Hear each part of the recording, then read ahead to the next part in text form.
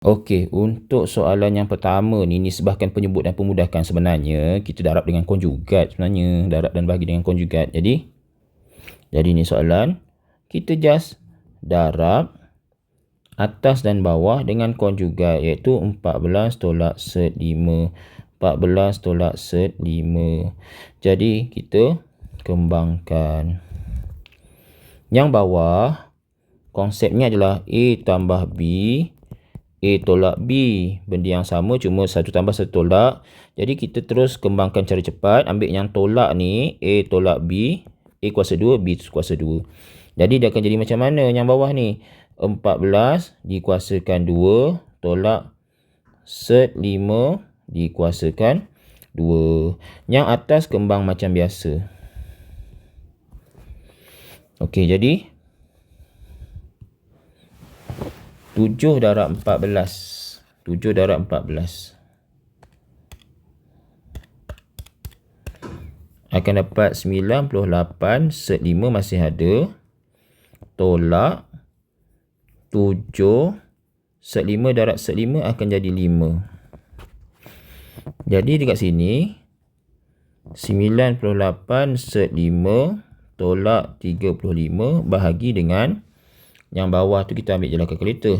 14 kuasa 2 tolak 5. 191. Boleh kecilkan tak? Sebenarnya kita ambil je kalkulator. Ambil ni, mula-mula sebelum jawab soalan, ambil ni, tekan kalkulator. Okey. Terus dapat jawapan ni. Cuma kita nak gayakan jalan kerja sahaja. Jadi dekat sini markah, kembangkan sini K1. Kenapa 3 markah weh? Oh, darab dengan aku juga dapat markah je. Patutnya tak dapat markah. Tapi kita bagi je lah kat situ. Okey, seterusnya. Okey, sebuah silinder dengan jejari 4/3 tinggi HCM. Ini maklumat pertama, dia punya jejari dan tinggi H. Jumlah luas permukaan silinder. Ini luas permukaan silinder. Cari nilai H, tinggi, dan beri jawapan dalam bentuk A set B tambah B set 3. A set 2 tambah B set 3. Okey, sekarang ni dekat sini kena ada sedikit pengetahuan lah. Kita cerita pasal luas permukaan silinder. Jadi luas permukaan silinder iaitu, kalau kita buat dia punya bentangan dia, kita akan ada atas punya bulatan, bulatan yang atas, bulatan yang bawah, tapak dia, dan dia punya bukaan dinding silinder ni lah. Jadi saya lukis macam ni. Dua darab bulatan campur dengan bukaan dinding silinder berbentuk segi empat.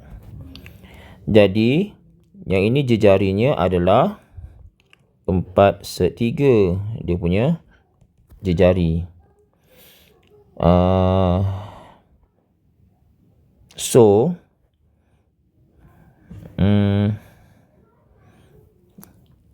Jadi total semua ni akan jadi 56 set 6. Okey, jadi 2, kita gunakan rumus S sama dengan bukan S theta. Luas luas bulatan ni sama dengan setengah J kuasa 2 theta. Jadi 2 darab setengah jejari adalah 4/3 kuasa 2. Theta kita adalah 2 pi sebab satu bulatan penuh. Okey, itu adalah untuk luas bulatan. Sebenarnya boleh guna pi J kuasa 2 je. Kan? Sebenarnya tak payah guna setengah J kuasa 2 theta. Kita boleh guna 2 pi J. Apa pi J kuasa 2 je sebenarnya. Yang ni susah kan? Okey, gunakan saja luas sama dengan pi J kuasa 2. Jadi pi darab 4/3 kuasa 2. Kan lagi senang. Tambah. Okey, tinggi H ni, ini adalah H. Dia punya lilitan ini adalah S sama dengan J theta. Jadi tinggi H adalah H. Jadi S sama dengan J theta ni kita gunalah rumus ADMAT lebih senang. Jadi jejarinya adalah 4/3. Theta-nya adalah 2 pi sebab 360 darjah 2 pi. Sama dengan 56/6. So dekat sini kita dah dapat sebenarnya kita yang ni boleh guna 2 pi J. Ya Allah, 2 pi J je. Sama je jawapan dia sebenarnya. Kalau 2 pi J je macam mana? 2 pi jejarinya apa? 4/3. Kan lebih senang kat situ. Okey, so kita dah dapat sini. Okey, 1. Okey, mungkin ada sebuah soalan. Kenapa dalam tajuk soalan ni dibenarkan pula guna pi J kuasa 2, 2 pi J? Sebab yang ini bukan tajuk untuk tanya soalan sukatan membulat. Ini soalan tajuk cert. Jadi bila tajuk cert, kita bebas boleh guna apa-apa rumus yang bersesuaian. Okey, tugas kita nak cari H. Okey, kita ringkaskan kat sini.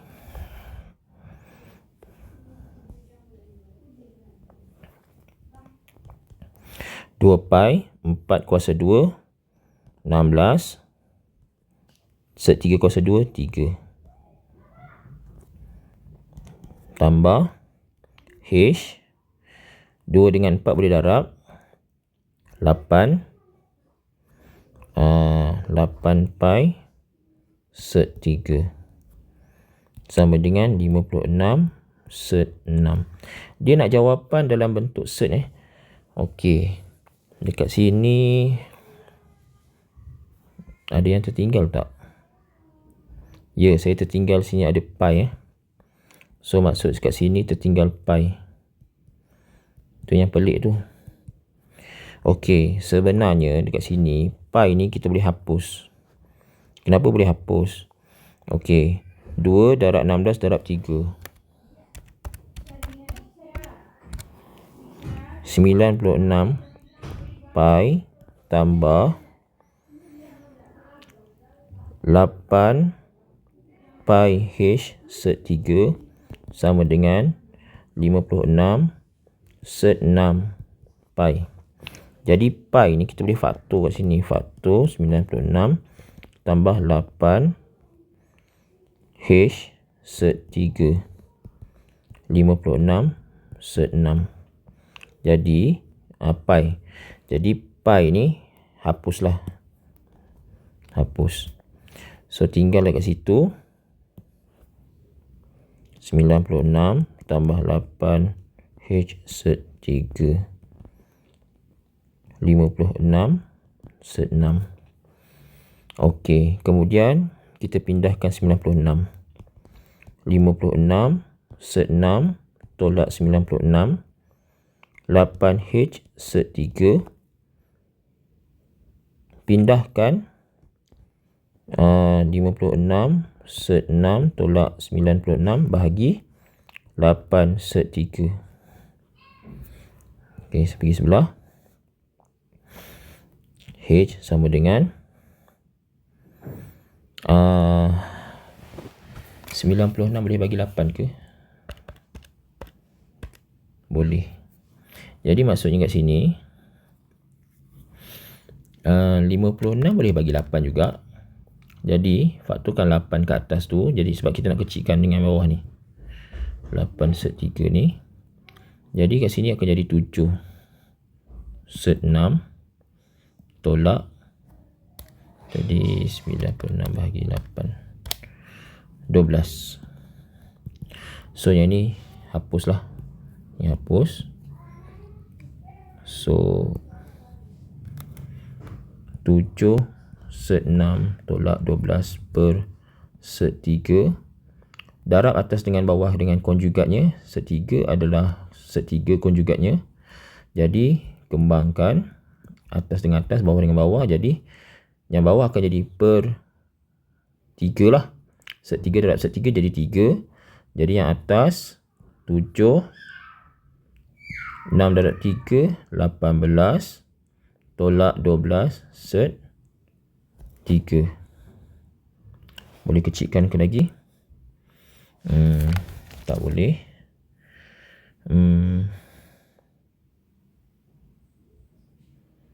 Okey. Sebenarnya boleh gunakan kalkulator daripada sini. Sebenarnya boleh gunakan kalkulator ya. Okey, yang ini sebenarnya 7 dia akan jadi apa? 6, 12, 18. 9 darab 2. 9 darab 2 tolak 12 set 3 memang dah kekal macam tu, tak boleh tukar. Jadi sini 7 darab set 9 akan jadi 3 set 2 tolak 12 set 3 per 3. Jadi dekat sini yang 12 dengan 3 ni boleh potong dengan 3.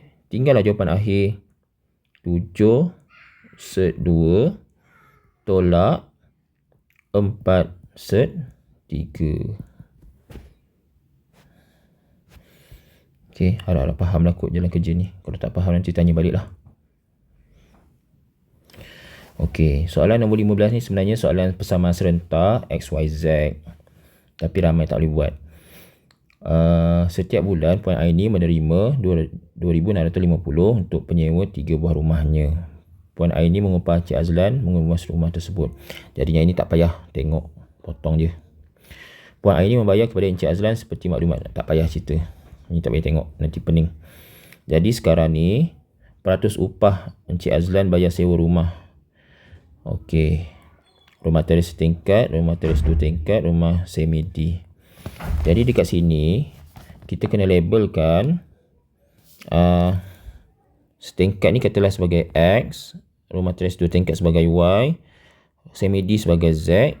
Jadi apakah XYZ? Jadi kita kena faham juga XYZ ni adalah sewa, bayaran sewa. Sebab kadang-kadang XYZ ni boleh jadi bilangan je. Jadi kalau bilangan dia mesti nombor bulat. Kalau yang ini bayaran sewa maksudnya dia boleh perpuluhan. Okey.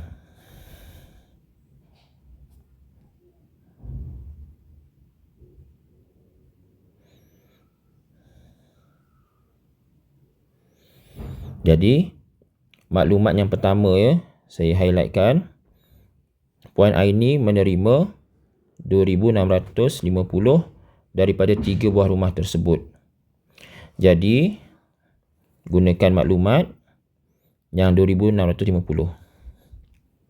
Jadi bayaran rumah, sewa rumah X tambah rumah Y tambah rumah Z, ini bayaran sewa sama dengan 2,650.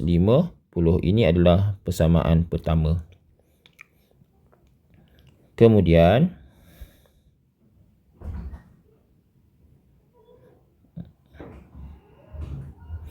okey, ini upah peratus daripada kepada Encik Azlan. Yang ni 10%, 20%, 30%, dan sewa dia tu jumlah dia punya upahnya adalah totalnya adalah 595. Upah kepada Encik Azlan.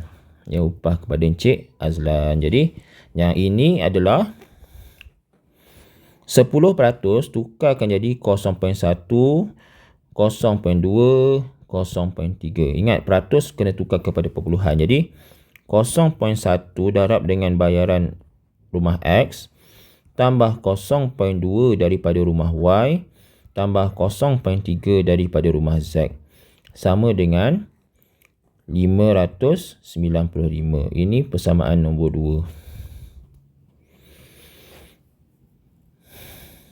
Okey. Mana lagi satu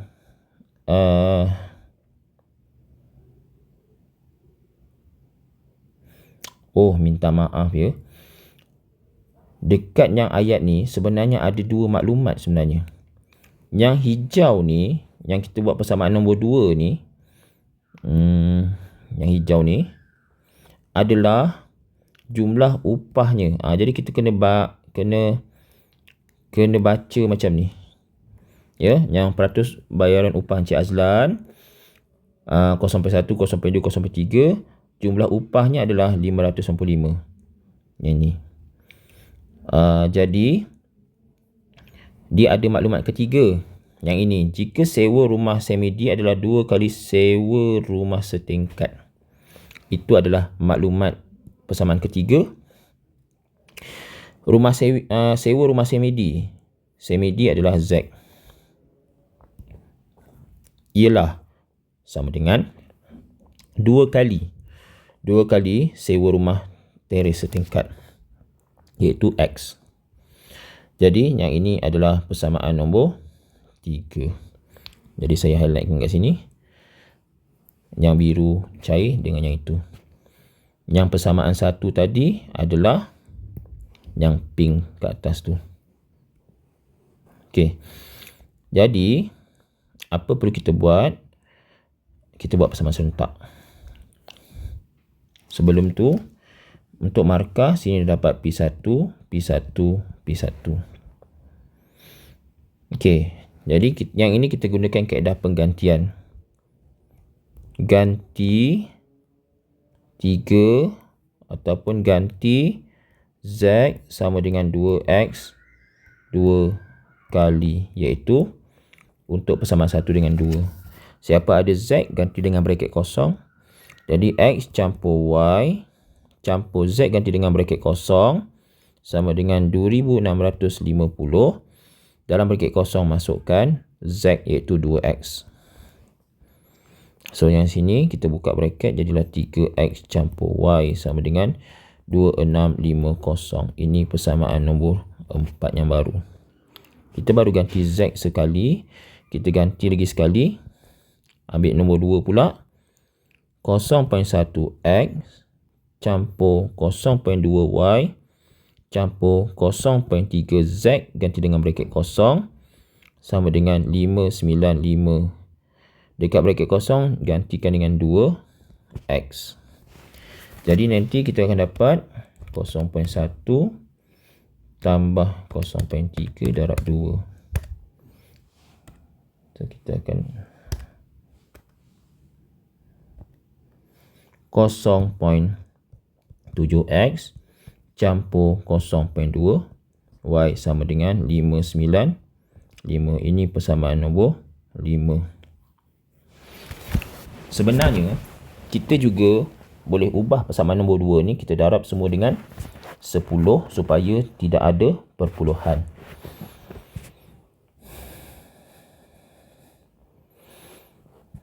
Tapi tak apalah, kita dah buat kat sini. Kita go on je. Okey, lepas tu saya ambil persamaan nombor 4 ni sebab kita nampak sini ada Y sorang-sorang. Jadi jadikan Y perkara rumus 2650 tolak 3X. Ini persamaan nombor 6. Okey. Ganti Y 1 kali je. Iaitu ganti Y ni ke persamaan nombor 5. Jadi 0.7X campur 0.2 Y kita gantikan dengan yang ini 2650 tolak 3X sama dengan 595. Kemudian kita kembangkan.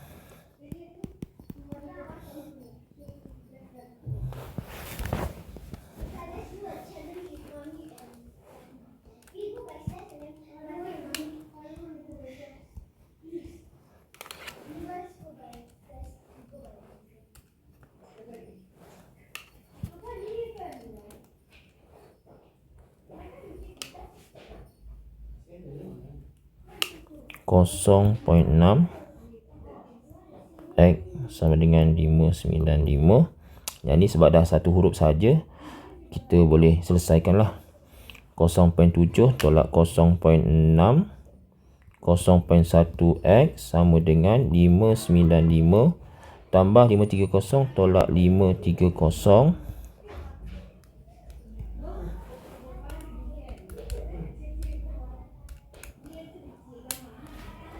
65, 0.1x. So x sama dengan 65 bagi 0.1.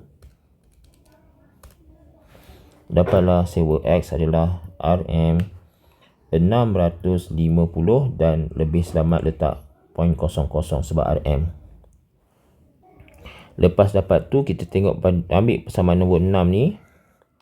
Y sama dengan 2650 tolak 3 darab X 650. So Y kita akan dapat 700.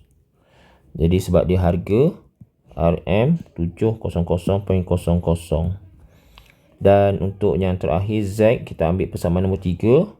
Z sama dengan 2X 2 darab 6